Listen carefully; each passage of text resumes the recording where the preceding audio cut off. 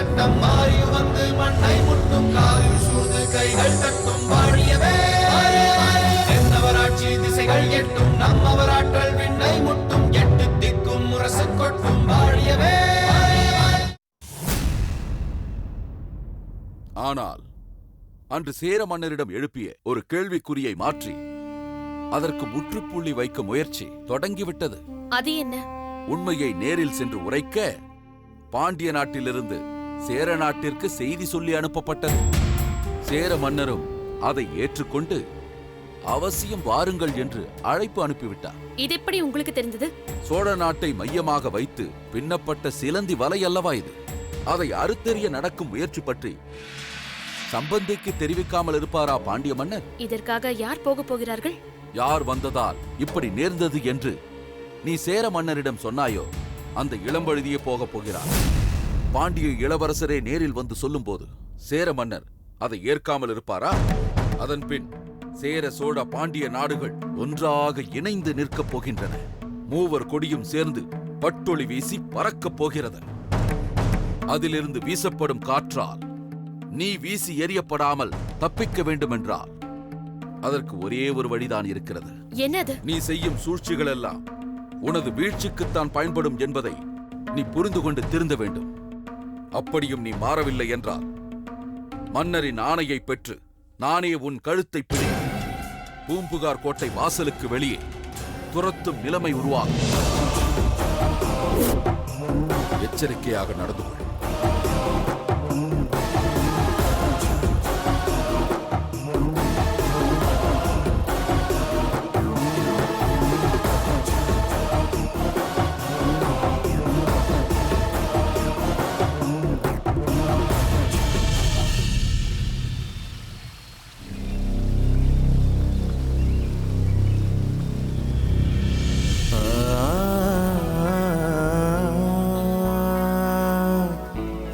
தாமரை, நீ இப்போது எங்கே இருக்கிறாய்? எப்படி இருக்கின்றாய்? என்னை விட்டு பிரிந்து செல்ல உனக்கு எப்படி மனம் வந்தது? உன்னை பிரிந்த நாள் முதலாய் அனலில் இட்ட புழுவைப் போல் நான் தவிக்கின்ற தவிப்பு எனக்கு மட்டும்தான் தெரியும். உன்னுடைய பிரிவை என்னால் தாங்கிக் கொள்ளவே முடியவில்லை. வாய்விட்டு கதறி அழ வேண்டும் என்று தோன்றுகிறது. ஆண்மகன் நான், அழ முடியுமா? அரற்றத்தானே முடியும். தாமரை, நான் உன்னை நினைத்துக் கொண்டிருப்பது போல் நீ என்றேனும் என்னை நினைத்து பார்ப்பது உண்டா? உன்னை சந்திக்க வேண்டும் என்று எனக்குள் எழும் துடிப்பு என்னை சந்திக்க வேண்டும் என்று உனக்குள்ளும் எழுவது உண்டா? நான் உன்மேல் வைத்துள்ள காதல், நீ என்மேல் வைத்துள்ள காதல் இரண்டுமே சாத்தியம்தானே. பிறகு ஏன் இந்த போராட்டம்? சொல் தாமரை, நாம் இருவரும் மீண்டும் ஒருவரை ஒருவர் சந்திப்போமா? நம் காதல் வெற்றி பெறுமா? நிச்சயம் வெற்றி பெறும்.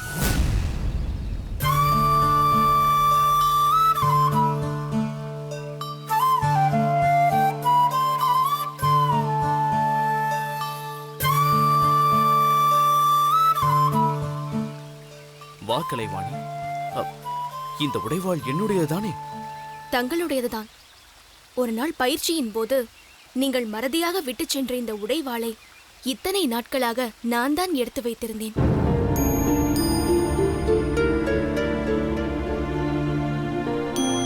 இது வெறும் உடைவாள் அல்ல, தங்கள் மீது நான் கொண்ட என் காதலின் அடையாள சின்னம். கலைவாணி, நீ என் மாணவி. உன்மேல் எனக்கு அபரிமிதமான அன்பு உண்டு. ஆனால் காதல் இல்லை. என்னால் யாருடைய வார்த்தையை வேண்டுமானாலும் மறுத்து பேசிவிட முடியும். ஆனால் உன்னுடைய வார்த்தையை என்னால் மறுக்க முடியாது. அதனால்தான் சென்ற முறை நான் இங்கு வந்த பொழுது நீ என்னை கேட்டதற்கு நான் தாமரை மேல் வைத்திருப்பது உண்மையான காதல் அல்ல, உன்மேல் வைத்திருப்பதுதான் உண்மையான காதல் என்று உன்னிடத்தில் பொய் சொன்னேன். குழந்தை ஒன்று ஆசைப்பட்டு எதையாவது கேட்கும் பொழுது அது இல்லை என்று சொன்னால் அந்த குழந்தை சங்கடப்படுமே, வேதனைப்படுமே என்பதற்காக ஏதேனும் ஒரு பொய்யை சொல்லி அதன் கவனத்தை திசை திருப்புவோமே. அப்படி உனக்கு சொல்லப்பட்டதுதான் அந்த பொய்.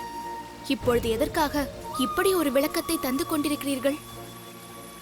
முன்பு தங்கள் மீது நான் தேவையில்லாத ஆசைகளை வளர்த்துக் கொண்டிருந்தது உண்மைதான். வாழ் பயிற்சியின் போது மறதியாக நீங்கள் விட்டுச் சென்ற இந்த உடைவாளை என் வீட்டிற்கு எடுத்து வந்து இதை தாங்களாகவே பாவித்து காதல் பயிற்சி எடுத்துக்கொண்டதும் உண்மைதான். ஆனால் அதெல்லாம் பழைய கதை. என்னுடைய தவறை சுட்டிக்காட்டி முத்துநகை என்னை தெளிவுபடுத்திவிட்டாள். நடைமுறை சாத்தியம் எது என்பதை எனக்கு உணர்த்திவிட்டாள். என்னுடைய மனமாற்றத்திற்கு காரணம் முத்துநகை என்று சொல்வதை விட தாமரை மீது தாங்கள் கொண்டிருக்கும் காதலின் வலிமைதான் காரணம் என்று சொல்லலாம். கவலைப்படாதீர்கள். தாமரை மேல் நீங்கள் கொண்டுள்ள காதலின் சக்தி ஒரு நாள் இல்லாவிட்டாலும் ஒரு நாள் தாமரையை உங்கள் கண் முன்னால் கொண்டு வந்து நிறுத்தும். உங்கள் காதல் ஒரு நாளும் தோற்காது, நிச்சயம் வெற்றி பெறும். தாமரை செழியன் காதல் வெற்றிக்கு அடையாளமாக இதோ இந்த உடைவாள். இது வெறும் உடைவாள் அல்ல, என்னுடைய காதல். இந்த காதல் எனும் உடைவாள் எனக்கு இனிமேல் தேவையில்லை என்பதால் தங்களிடமே திருப்பி தருகிறேன். இதை ஏற்றுக்கொள்ளுங்கள். இதற்கு முன்னால் எனது அணுகுமுறைகளால் தங்கள் மனதை காயப்படுத்தியிருந்தால் என்னை மன்னித்து விடுங்கள். கலைவாணி, உன்னை நினைத்தால் எனக்கு பெருமிதமாக இருக்கின்றது. இந்த அளவிற்கு நீ பக்குவப்பட்டிருப்பதை பார்க்கும் போது எனக்கு மகிழ்ச்சியாக இருக்கிறது. என் மனதார சொல்கிறேன், உன் வாழ்க்கையில் இனி எந்த குறையும் வராது. உனக்கு நல்லபடியான ஒரு வாழ்க்கை அமையும். உன் மனம் போலவே நீ என்றும் மங்களகரமாக வாழ்வாய். சரி, நான் சென்று வருகிறேன்.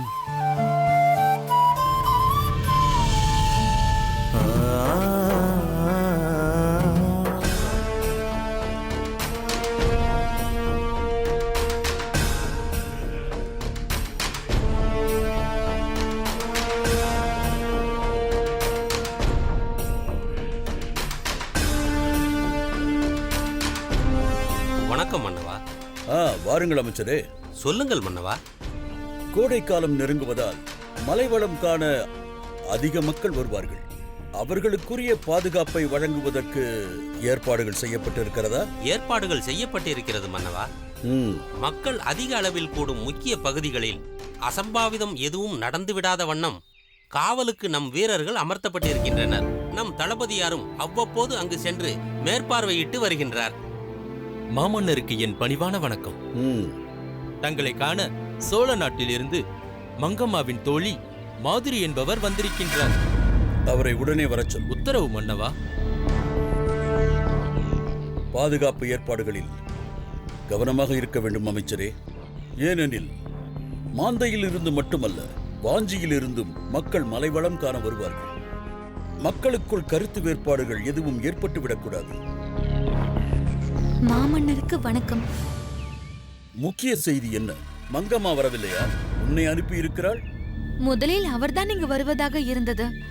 நேரடியாக இங்கு அவர் வந்தால் சோழ நாட்டவருக்கு தேவையில்லாத சந்தேகங்கள் எழும் என்பதனால் அவர் சேர நாட்டிற்கு நேரில் வராமல் தவிர்த்து விட்டார். என்னை அவர் சார்பாக இங்கு அனுப்பி வைத்திருக்கின்றார். என்னிடம் தெரிவிக்க வேண்டிய முக்கிய செய்திகள் ஏதேனும் மங்கம்மா உன்னிடம் சொல்லி அனுப்பியிருக்கிறாளா?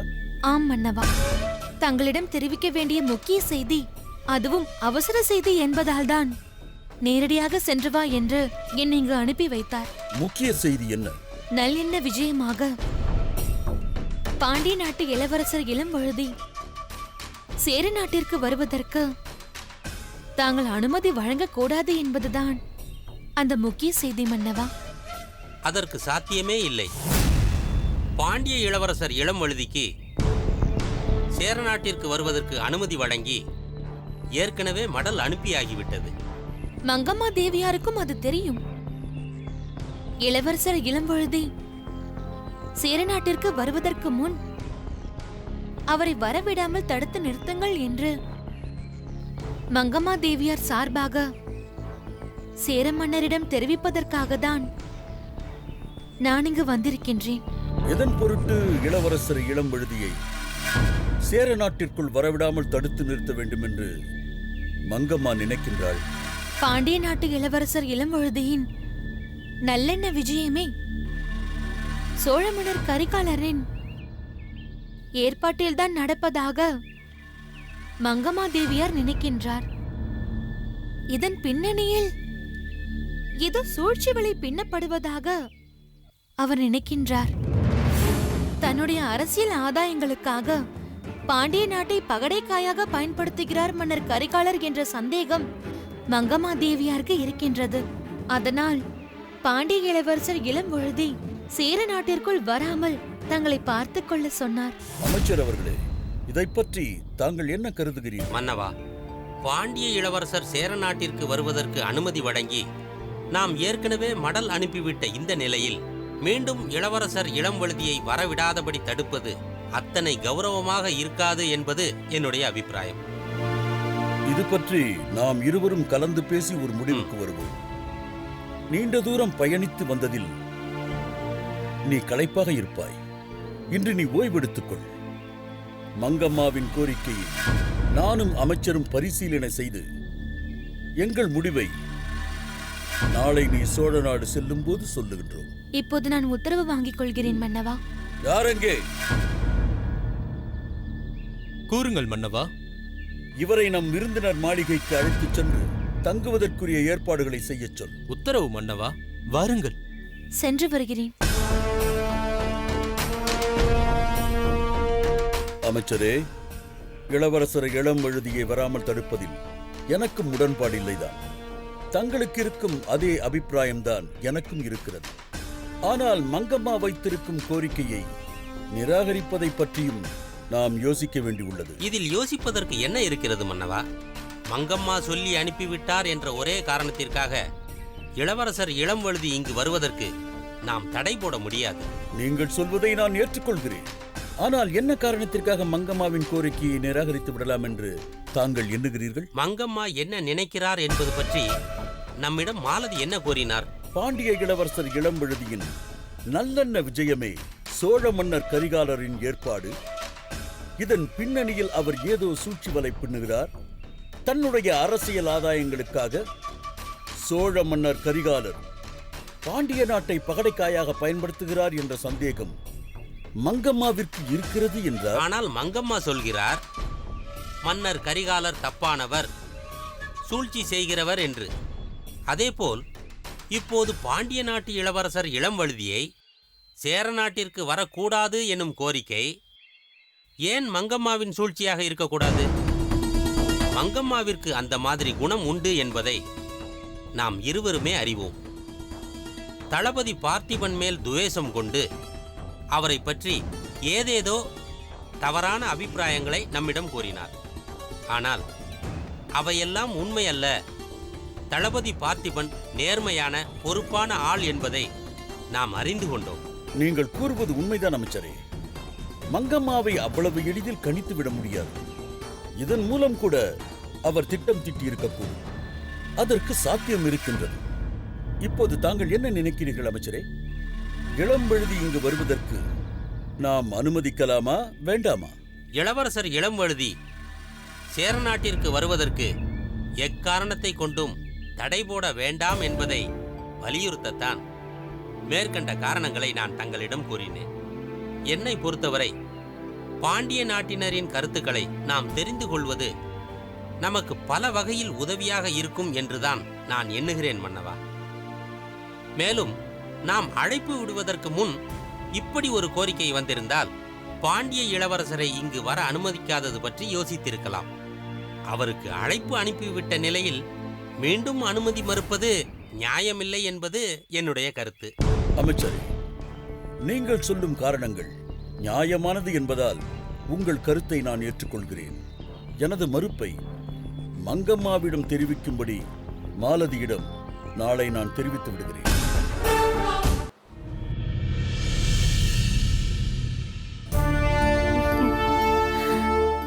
புலவர் பெருமானே, தாங்கள் எங்கள் பாண்டிய நாட்டிற்கு வருகை புரிந்து எங்களை எல்லாம் பெருமிதப்படுத்தி விட்டீர்கள். மிகவும் மகிழ்ச்சியாக இருக்கின்றது. தேவி, புலவர் பெருமான் நம் பாண்டிய நாட்டிற்கு வந்தது உனக்கு மகிழ்ச்சியாக இருக்கிறது. ஆனால் எனக்கோ மிகவும் ஆச்சரியமாக இருக்கிறது. மன்னவா, நான் பாண்டிய நாட்டிற்கு வருகை புரிந்தது தங்களை எதனால் ஆச்சரியத்தில் ஆழ்த்தியது? மாமன்னர் கரிகாலர் எப்பொழுதும் புலவர்களோடு இருக்க வேண்டும் என்று நினைப்பவர். தன்னை சுற்றி எப்பொழுதும் புலவர்கள் கூட்டம் நிறைந்திருக்க வேண்டும் என்று விரும்புபவர். உணவில்லாமல் கூட அவர் இருந்து விடுவார். இலக்கியம் இல்லாமல் அவரால் இருக்க முடியாதே. அப்படிப்பட்டவர் புலவராகிய தங்களை மனம் உவந்து எப்படி பாண்டிய நாட்டிற்கு அனுப்பி வைத்தார் என்பதுதான் எனது ஆச்சரியமே. நீங்கள் கூறுவது உண்மைதான். தனது புலவர்களை எங்கேயும் அவ்வளவு எளிதில் மன்னர் அனுப்பிவிட மாட்டார். அந்த அனுபவம் தான் எனக்கு இருக்கின்றதே. புலவர் காரிக்கண்ணனாரை பாண்டிய நாட்டிற்கு அனுப்பி வையுங்கள் என்று பல முறை நான் அவரை கேட்டு பார்த்து விட்டேன். இதுவரை அவர் அனுப்பி வைக்கவே இல்லை. சரியாக சொல்ல வேண்டும் என்றால், மன்னர் கரிகாலர் தனது மகள் மலர்கொடியை கூட எனது மகன் இளம்வழுதிக்கு திருமணம் செய்து வைத்து பாண்டிய நாட்டிற்கு அனுப்பி வைத்து விட்டார். ஆனால் புலவர் காரிக்கண்ணனாரை இங்கு அனுப்பி வைக்க அவருக்கு மனம் வரவில்லை. அத்தையாரே, நல்ல வேளையாக நான் புலமையில் சிறந்து விளங்கும் புலவராக இருக்கவில்லை. ஆமாம் ஆமாம், நீ புலவராக இருந்திருந்தால் மன்னர் கரிகாலர் என் மகன் இளம்வழுதிக்கு உன்னை திருமணமே செய்திருக்க மாட்டார்.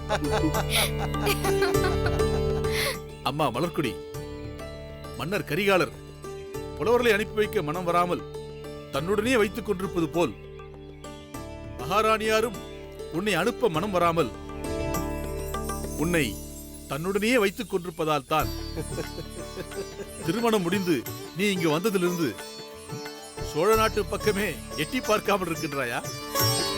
வருவாள் வருவாள். அதற்குரிய நேரம் கனியும் பொழுது மலர்கொடி நிச்சயமாக சோழ நாட்டிற்கு வருகை தருவாள்.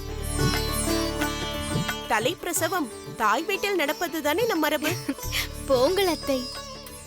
இந்த விஷயத்தை மன்னர் கரிகாலர் அறிந்தால் மிகவும் சந்தோஷப்படுவார். நீங்கள் எந்த விஷயத்தை பற்றி சொல்கின்றீர்கள்? தலைப்பிரசவத்திற்காக மலர்கொடி தாய் வீட்டிற்கு வரும் விஷயத்தை பற்றித்தான் சொல்கிறேன். விட்டால் நீங்கள் மலர்கொடியின் குழந்தைக்கு பெயரிட்டு தொட்டிலில் இட்டு விடுவீர்கள் என்று எண்ணுகிறேன். அப்படி ஒரு சுப செய்தி உண்டானால் அதை முதலில் சோழ மன்னருக்கு அல்லவா நாங்கள் தெரியப்படுத்தி இருப்போம். அதனால என்ன, மகாராணியாரின் வாய் முகூர்த்தம் அந்த மங்கள செய்தி விரைவில் எங்கள் சோழ மன்னரை வந்து அடையட்டும். புலவர் வாக்கு பொய்க்காது என்பார்கள். உங்கள் வாக்கு பலிக்கட்டும். மன்னவா, கரிகால் மன்னர் பாண்டிய நாட்டிற்கு என்னை அனுப்பும் பொழுது ஒரு விஷயத்தை சொல்லி அனுப்பினார். என்ன சொல்லி அனுப்பினார்? காவேரி பூம்பட்டினத்தை மையமாக வைத்து மன்னர் கரிகாலரை பற்றி நான் பட்டினப்பாலை பாடினேன் அல்லவா? ஆமாம், அந்த பாடல்கள் தான் மிகவும் பிரசித்தி பெற்றவையாயிற்றே. என்னுடைய இந்த பாண்டிய நாட்டின் விஜயத்தின் போது சோழ மன்னர் கரிகாலருக்கு நான் பாடிய பட்டினப்பாலையைப் போல் பாண்டிய மன்னராகிய தங்களிடம் நான் பட்டினப்பாலை பாட வேண்டும் என்று சொல்லி அனுப்பினார். மன்னர் கரிகாலர் விருப்பத்தை நான் குறை சொல்லவில்லை. சொல்லப்போனால் என் மீது பட்டின பாடலை பாட சொல்வதன் மூலம் அவர் என்னை மிகவும் பெருமைப்படுத்திவிட்டார். நான் என்ன சொல்ல வருகிறேன் என்றால், சோழ நாட்டில் காவேரி பூம்பட்டின கடற்கரை இருக்கின்றது. எனவே அதை வைத்து தாங்கள் கரிகால மன்னர் மீது பட்டின பாடலை பாடிவிட்டீர்கள். ஆனால் இங்கு பாண்டிய நாட்டில் அம்மாதிரியான கடற்கரை இல்லையே. என் மீது எப்படி தங்களால் பட்டின பாடலை பாட முடியும்? கடற்கரை இல்லை என்றால் என்ன, பாண்டிய நாட்டின் தலைநகர் மதுரை இருக்கின்றதே. எத்தனையோ சிறப்புகள் வாய்க்கப் பெற்ற மதுரை பட்டினத்தை வைத்து நான் தங்கள் மீது பட்டணப்பாலை பாடிவிடுகின்றேன். இதில் எனக்கு இருக்கும் சவால் என்னவென்றால், பரிபாடலில் மதுரை பட்டினத்தை பற்றி சொல்லாத கருத்துக்கள் இல்லை. அதில் சொல்லாத கருத்துக்களை சொல்வதற்கு நான் சிரமப்பட வேண்டியிருக்கும். இருந்தாலும் அதுவும் ஒரு நல்ல முயற்சியாகத்தானே இருக்கும். புலவர் பெருமானே, தாங்கள் என் மாமா பாண்டிய மாமன்னர் பெரும்பழுதி அவர்களை பற்றி பாட ஆரம்பியுங்கள். பரிபாடலிலும் சொல்லாத கருத்துக்கள் பல தங்களுக்கு உதிக்க ஆரம்பித்துவிடும். மலர்கொடி சொன்ன கருத்தை நான் அப்படியே வழிமொழிகின்றேன். அப்புறம் என்ன, என் பணியை நான் இன்றே தொடங்கி விடுகின்றேன். அவசரப்பட வேண்டாம் முருத்திரங்கண்ணனாரே. பட்டின பாடலோ அல்லது பட்டண்ண பாடலோ அது எல்லோரையும் வைத்து எழுதப்படுவது கிடையாது. அதற்கென்று ஒரு சிறப்பு இருக்கின்றது. என்னுடைய மூதாதையருக்கு பல சிறப்புகள் இருந்திருக்கலாம். அவர்கள் மீது தத்துப்பாடல் பாடப்பட்டிருக்கலாம். மாமன்னர் கரிகாலர் அளவிற்கோ எனது மூதாதையர்கள் அளவிற்கோ சிறப்பு வாய்ந்தவனாக என்னை நான் கருதவில்லை.